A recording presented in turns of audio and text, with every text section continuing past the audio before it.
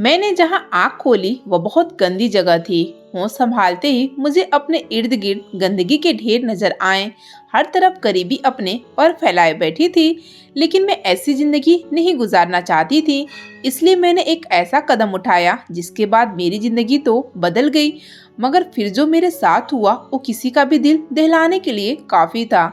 सोचती हूँ कि काश मैं इतनी नाशुक्री न करती तो इस हकीकत से बहुत दूर रहती, जिसे जान लेने के बाद मुझे कभी सुकून नहीं मिला था। मेरा नाम रोशनी है और मेरा ताल्लुक एक ऐसी बस्ती से था जिसे हम जैसे कुछ खानदानों ने मिलकर बनाया था।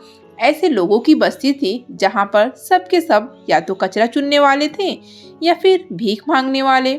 मेरा ताल्लुक भी ऐसे ही एक खानदान से था जो कचरा चुनने का काम करता था। मेरे दादा दादी का तो देहांत हो चुका था, लेकिन मम्मी पापा यही काम करते थे। बस्ती में सब लोग झुग्गियों में रहते थे और कोई भी ऐसा नहीं था जो अपनी जिंदगी और हालात को बदलने के बारे में सोचता हो, बल्कि सबके सब इसी हालत में मस्त और खुश थे।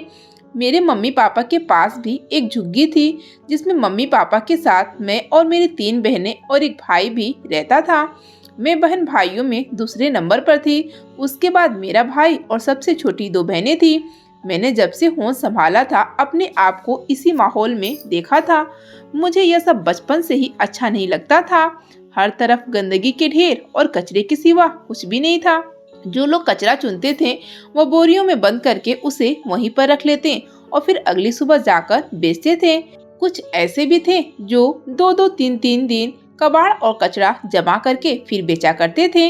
मेरी मम्मी भी ऐसी ही करती थी। मम्मी पापा हम सब बहन भाइयों को लेकर काम पर चले जाते। हम चारों बहनें और भाई अलग अलग टोलियों में काम करते थे। सबसे छोटी बहन मम्मी के साथ होती थी, एक बहन मेरे साथ और एक बहन भाई के साथ कचरा चुनने का काम करती थी। उसमें भी हमारी ड्यूटियां लगी होती थी। कोई गत्ते और कागज वगैरह उठाता था, किसी के जिम्मे बोतलें और ढक्कन उठाने का काम था और कोई धातु से बने किसी भी चीज को अपने कब्जे में करके बड़ा खुश हो जाता था। हमारे पास भी छोटे छोटे थैले होते थे। हमें जो भी कचरे के ढेर से मिलता वो हम थैलों में जमा करते रहते और फिर मम्मी पापा भी वहाँ पर आ जाते थे।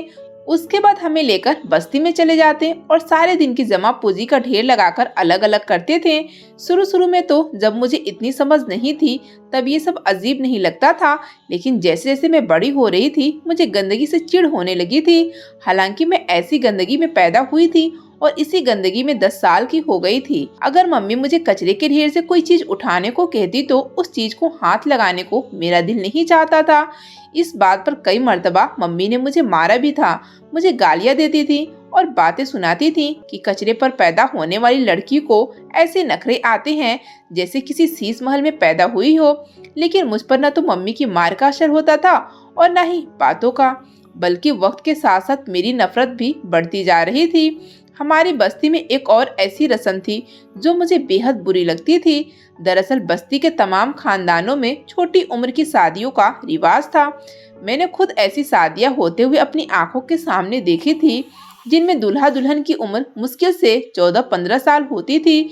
यहाँ तक कि इतनी कम उम्र लड़की की शादी अच्छे खासे जवान मर्द के साथ ही कर दी जाती थी और उसकी वजह यही थी कि बस्ती के खानदानों में पैदा होने वाले लड़के लड़कियां यहाँ से जान छुड़ाने की कोशिश न करें और छोटी उम्र में ही ऐसे रिश्तों में जुट जाएं कि फिर अपनी जिंदगियों को हमेशा के लिए उनके लिए कर दें। जैसे जैसे मेरी उम्र बढ़ती जा रही थी, मैं बड़ी हो रही थी, मुझे तो यही डर लगता था कि कहीं मम्मी पापा भी मेरी शादी भी किसी के साथ छोटी उम्र में ही न कर दें, क्योंकि मैं तो खुद वहाँ रहना नहीं चाहती थी। एक बार जब हमारे बराबर वाले झुग्गी में मेरी बहन की उम्र की लड़की की शादी जब जबरदस्ती की गई तो मैं उस दिन बहुत रोई थी, क्योंकि उसकी शादी जिस आदमी के साथ करवाई गई थी वह तकरीबन मेरे पापा की उम्र का था। मानती हूँ कि मम्मी और पापा की शादी भी इसी तरह कम उम्र में हुई थी, लेकिन अब तो वह 5-5 बच्चों का बाप था। मुझे उस लड़की की किस्मत पर बड़ा अफसोस हो रहा था। काश वो ये शादी होने से पहले ही यहाँ से भाग जाती तो कितना अच्छा होता, लेकिन अब तो वो दुल्हन बनके अपने पति के पास जा चुकी थी। हाँ, मगर मेरे दिलो दिमाग में उसी दिन से भागने के मंसूबे बनने लगे। बस मुझे यह समझ नहीं आती थी कि मैं यहाँ से भागकर जाऊंगी कहाँ, क्योंकि न तो मेरा कोई जानने वाला था और न ही कोई ऐसा ठिकाना नजर आता था जहाँ जाकर मैं पनाह ले सकूं। अब मेरे दिल दिमाग में हर वक्त यही चलता रहता था। दिन भर काम के दौरान और रात को जमीन पर बिछी चादर पर लेटकर मैं बस यही सब कुछ सोचती रहती थी कि मैं ऐसा क्या करूं। फिर मुझे अपनी समझ के मुताबिक ख्याल आया तो मैंने अपने मम्मी के सामने कह दिया, लेकिन मेरी मम्मी तो सुनकर गुस्से से भर गईं। हालांकि मैंने सिर्फ इतना कहा था कि कचरा चुनने के बजाय हम लोगों के घरों में काम भी तो कर सकते हैं। तो मम्मी कहने लगी, हम जैसों को अपने घरों में कोई काम पर नहीं रखता, क्योंकि हम उनकी नज़र में गंदे और छोटे लोग हैं। इसलिए ये सारे ख्वाब देखना बंद कर दें कि तेरी यहाँ से जान छूट जाएगी। ऐसा तो मैं होने नहीं दूंगी, और अगर तू बाज ना आई तो तेरी शादी भी जल्दी करवा दूंगी। मम्मी की बातें सुनकर मेरा नन्हा सा दिल कांपने लगा। मुझे तो हर वक्त यही डर लगा रहता था कि मेरी शादी भी मम्मी ना कर दे।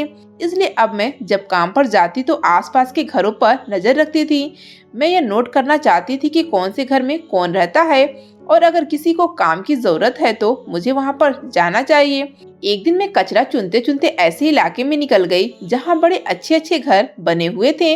मेरे दिल में ख्याल आया कि हो सकता है उन्हें काम के लिए किसी बच्चे की जरूरत हो और वो मुझे काम पर रख लें। यही सोचकर मैंने कचरे का थैला एक जगह छुपा दिया। उस दिन इत्तेफाक से मैं अकेली थी, क्योंकि अब हम बड़े हो चुके थे। इसलिए मम्मी ने कहा था कि अलग अलग जगहों पर कचरा चुनने जाया करें ताकि ज्यादा से ज्यादा चीजें जमा हो सके। मैंने कचरे का थैला किसी जगह पर छुपा दिया और एक घर में बेल बजाई। थोड़ी देर बाद चौकीदार वहां से बाहर आया और मुझे देखकर एक नागवार तेवर उसके माथे पर आ गई। उसने मुझे कहा कि चलो जाओ, माफ करो, कोई पैसे या खाना नहीं मिलेगा। यह सुनकर मुझे गुस्सा तो आया।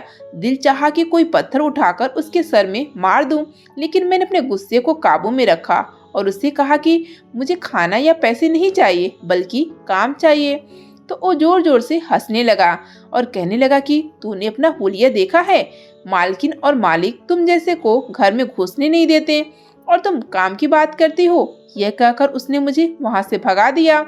लेकिन मैं एक घर छोड़ के अगले घर के सामने खड़ी हो गई और दरवाजे पर दस्तक दी। किसी ने दरवाजा नहीं खोला तो मैं आगे बढ़ गई, लेकिन मैं हिम्मत नहीं हारना चाहती थी। मैंने बेल बजाई तो एकदम से गेट खुल गया और कार में बेगम साहिबा और उनके बच्चे बैठे हुए नजर आए। वो लोग बाहर ही निकल रहे थे। मैंने मौके को गनीमत जाना और जैसे ही कार बाहर आई मैंने हाथ के इशारे से उन्हें रोकने के लिए कहा। बेगम साहिबा ने कार का शीशा नीचे कर दिया और 10 रुपए का नोट मेरी तरफ बढ़ा दिया। मैंने उनसे कहा कि बेगम साहिबा, मुझे पैसे नहीं, काम चाहिए। आप मुझे अपने घर में छोटे मोटे कामों के लिए रख लें, मैं बहुत मेहनत से काम करूंगी। मेरी बात सुनकर बेगम साहिबा ने कोई भी जवाब नहीं दिया और अपने ड्राइवर से कहकर गाड़ी आगे की तरफ बढ़ा दी। मुझे बहुत अफसोस हुआ कि कोई भी मेरी मदद करने को तैयार नहीं था, और इसमें बुराई क्या थी कि अगर मैं अपने उस माहौल से निकलना चाहती थी। फिर मैंने हिम्मत न हारने की ठान ली। अब मैं रोजाना अलग अलग जगह पर इसी तरह काम के लिए बेल बजाती।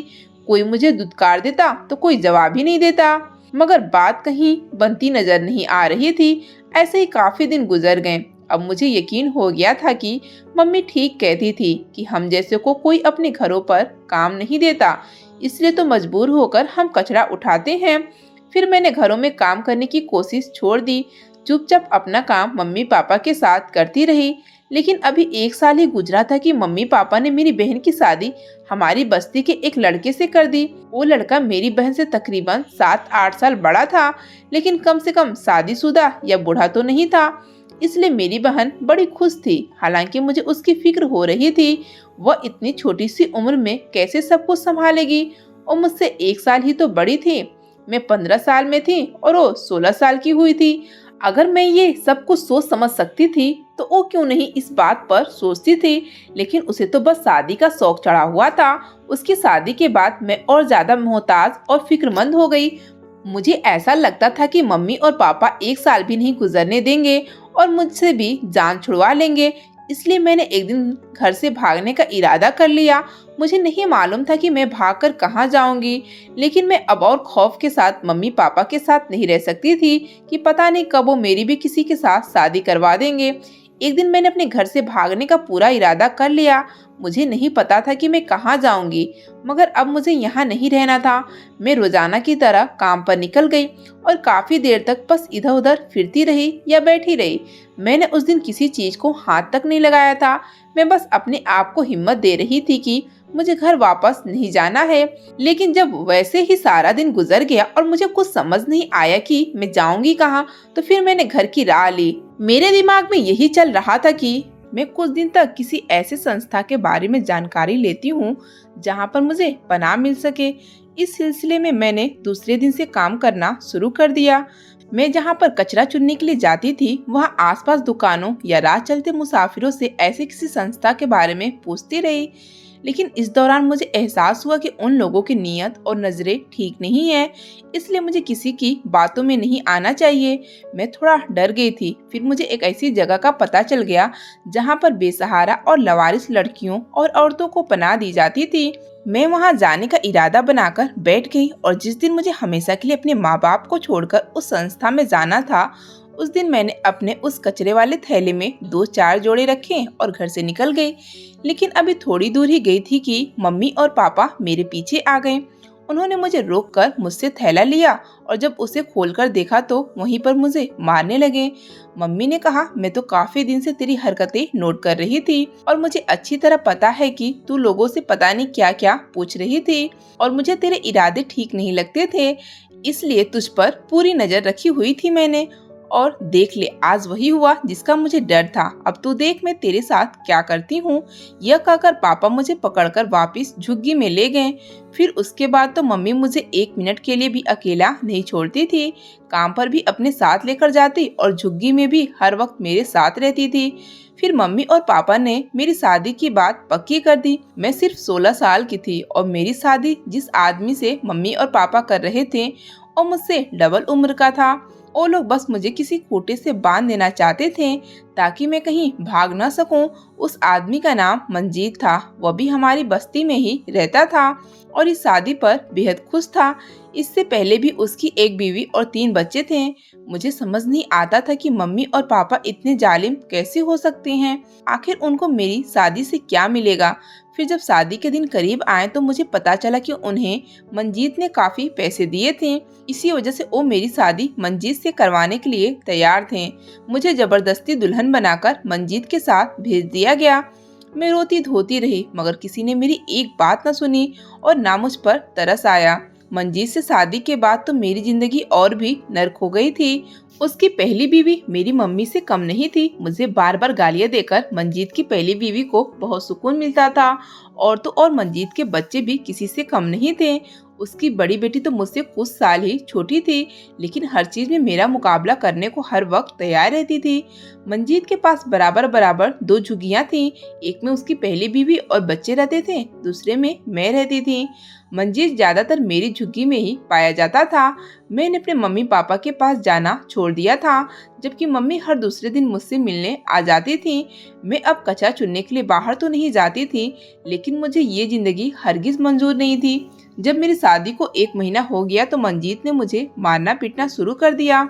उसके गुस्से की आदत बहुत बुरी थी। समझ नहीं आता था कि कब किस बात पर उसको गुस्सा आ जाता है और वह सारा गुस्सा मुझ पर उतारता था।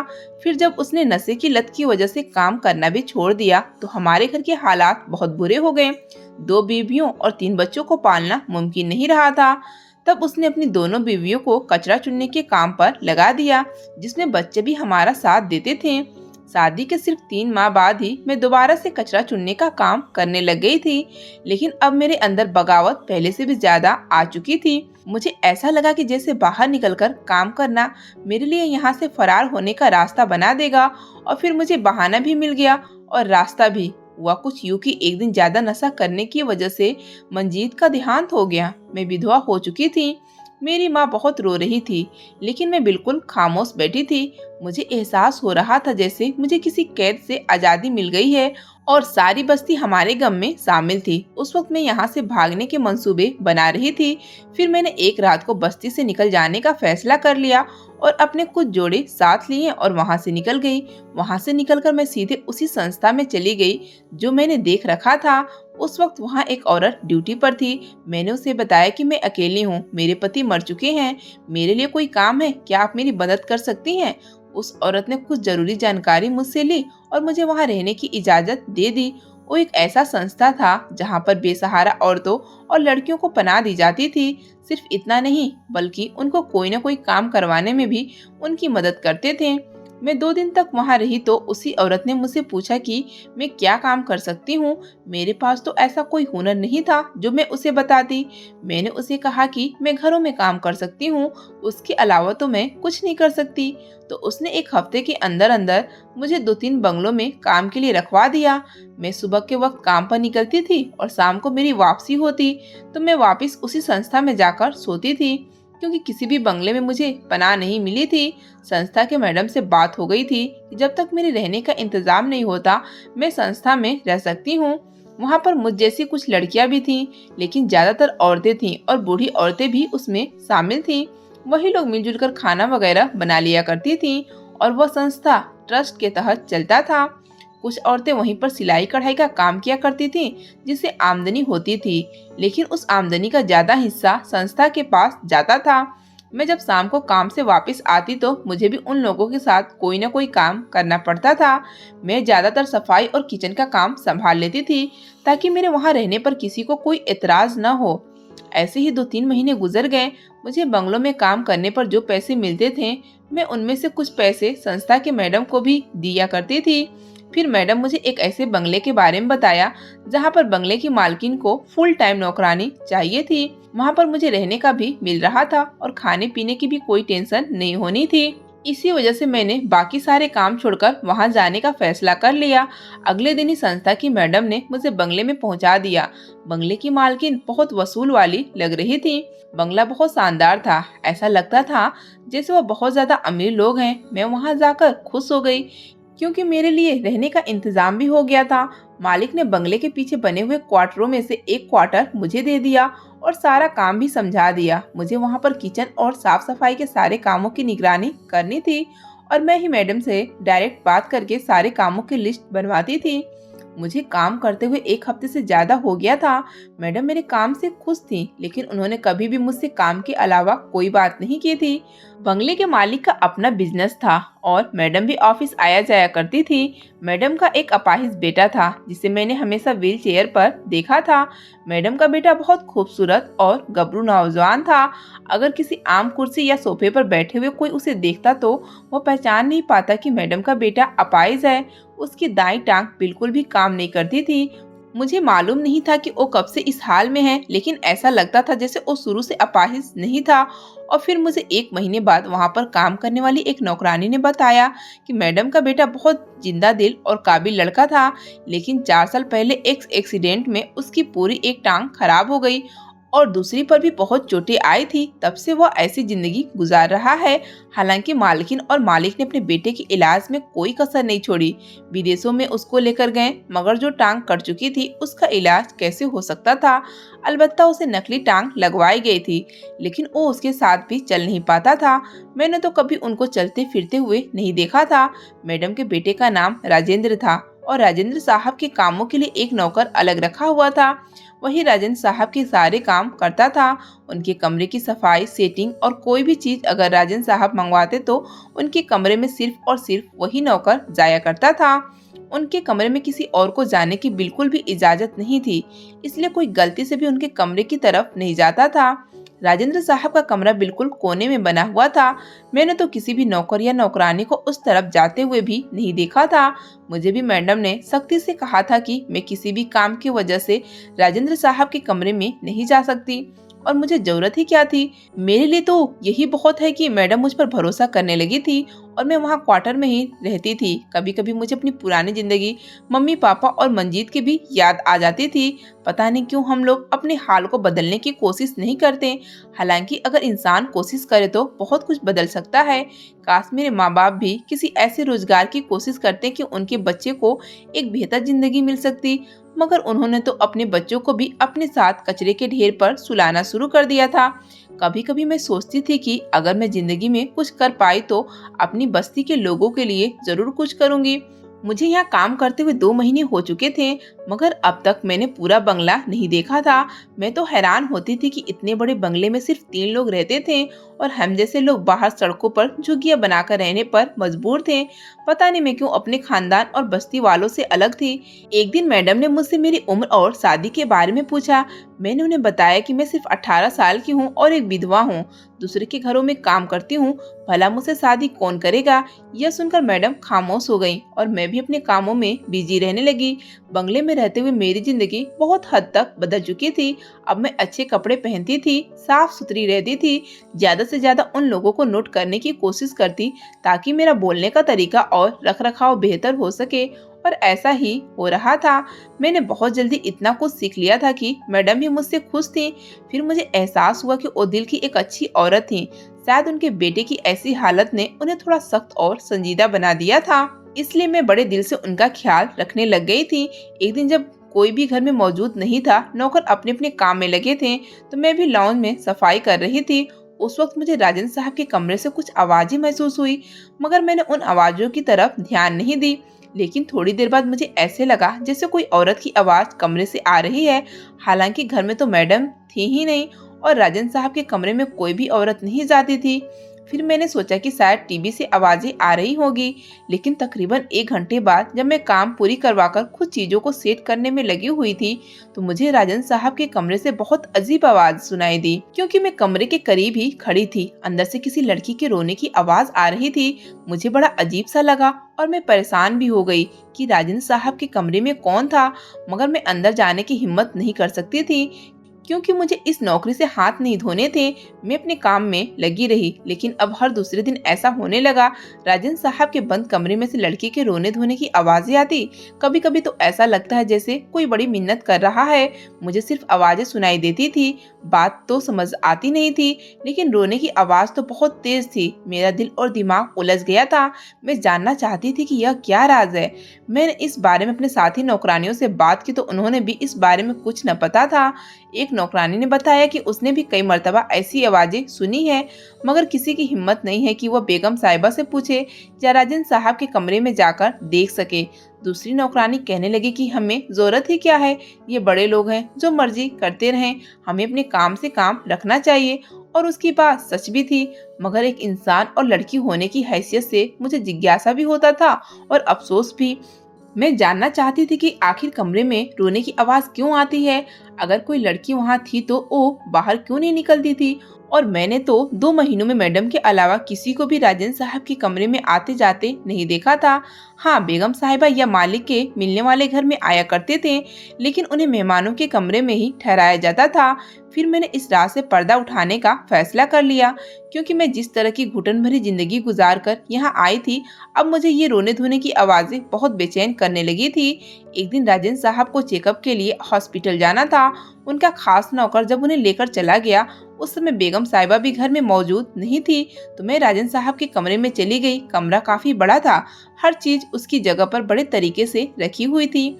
ये तो मुझे मालूम था कि राजेंद्र साहब बड़े अच्छे इंसान हैं, लेकिन मुझे वहाँ पर कहीं भी कुछ ऐसा नजर नहीं आ रहा था जिससे वो राज खुल सके, जो कोई नहीं जानता था।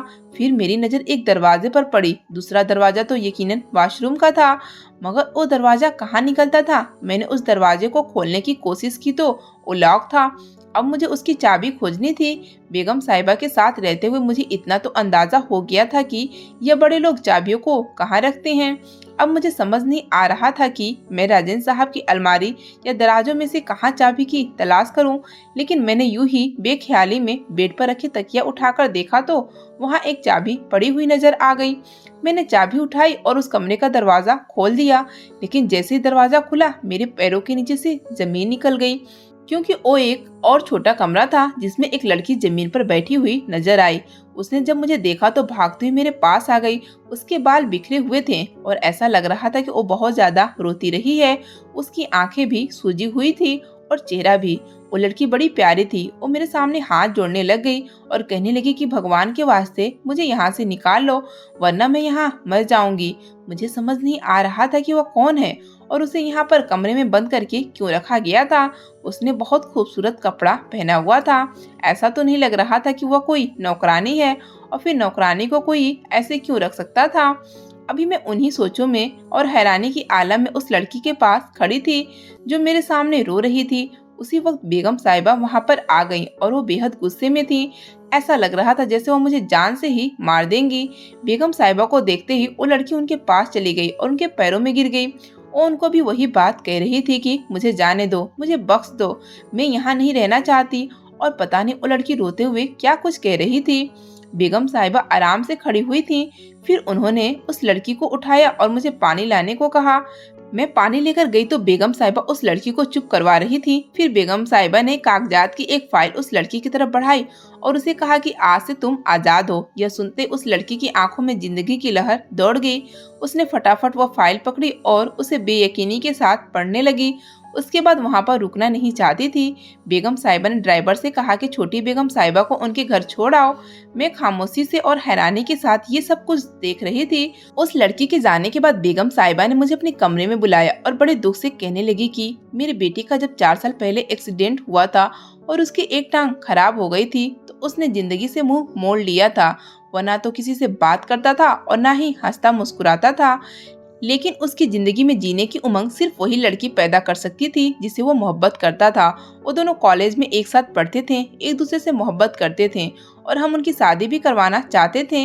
लेकिन राजेंद्र का एक्सीडेंट हो गया और फिर उस लड़की ने राजेंद्र से शादी के लिए इनकार कर दिया तो राजेंद्र बिल्कुल टूट गया। 3.5 साल इसी तरह जिंदगी से मुंह मोड़कर अपने कमरे में कैद हो गया। फिर मैंने उसकी शादी उस लड़की से कर दी जो हमारे जानने वालों की बेटी थी। 6 महीने से वह यहीं पे रहती थी, लेकिन शादी के हफ्ते बाद ही वो यहाँ से जाना चाहती थी। लेकिन मैं एक मजबूर माँ थी, कैसे अपने बेटे को मरते हुए देखती। मैंने उसे समझाने की बहुत कोशिश की मगर वह मानती नहीं थी। तो मुझसे बड़ी गलती हो गई और मैंने उसे छोटे कमरे में बंद करके रखना शुरू कर दिया। मगर अब इन सब का कोई फायदा नहीं हुआ। फिर मैंने राजेंद्र से बात करके उसके तलाक के कागजात बनवा लिए और उसे यहाँ से भेज दिया। यह सब सुनकर मेरे दिल को भी बहुत दुख हुआ। मुझे एहसास हुआ कि अमीर हो या गरीब, हर एक की जिंदगी में कोई ना कोई परेशानी जरूर होती है। लेकिन अगले ही पल मुझ पर हैरत के पहाड़ टूट पड़े। तो मैडम ने मुझे कहा कि तुम मेरे बेटे से शादी कर लो। मैडम न जाने क्या कुछ कह रही थी, मुझे कोई बात समझ आ रही थी और कोई नहीं। फिर उन्होंने मुझे सोचने का वक्त दिया और मैंने सोच समझकर उनके बेटे से शादी करने का फैसला कर लिया। आज मुझे राजेंद्र की बीवी की हैसियत से इस बंगले में रहते हुए 5 साल गुजर चुके हैं। राजेंद्र में बहुत ज्यादा बदलाव आ गई है। वह अब अपनी नकली टांग के सहारे से चलने फिरने भी लग गए हैं, ऑफिस भी जाते हैं और हमारे 2 बच्चे भी हैं। मैं अपने मम्मी पापा से भी मिली थी और बहन भाइयों से भी। मैंने उन्हें भी समझाने की कोशिश की और अब उनको मेरी बात भी समझ आ रही थी। मम्मी पापा मुझे इतने बड़े घर की बहू देखकर बहुत खुश थे। मैंने बहुत हद तक उनकी मदद की और मैंने जो सोचा था उस पर भी काम कर रही हूँ। अपनी बस्ती और उस तरह के बहुत से लोगों के लिए मैंने एक एनजीओ स्टार्ट की है। मैं चाहती हूँ कि कोई भी बच्चा या बच्ची मेरी तरह कचरा चुनना या भीख मांगने वाला न बने और मैं अपने इस मकसद में काफी हद तक कामयाब भी हो रही हूँ। दोस्तों, उम्मीद करती हूँ आपको हमारी कहानी पसंद आई होगी। कहानी पसंद आई है तो वीडियो को लाइक करें, चैनल पर नए हैं तो चैनल को सब्सक्राइब करें और हाँ, नोटिफिकेशन को जरूर दबाएं ताकि अगली अपडेट सबसे पहले आपको मिले।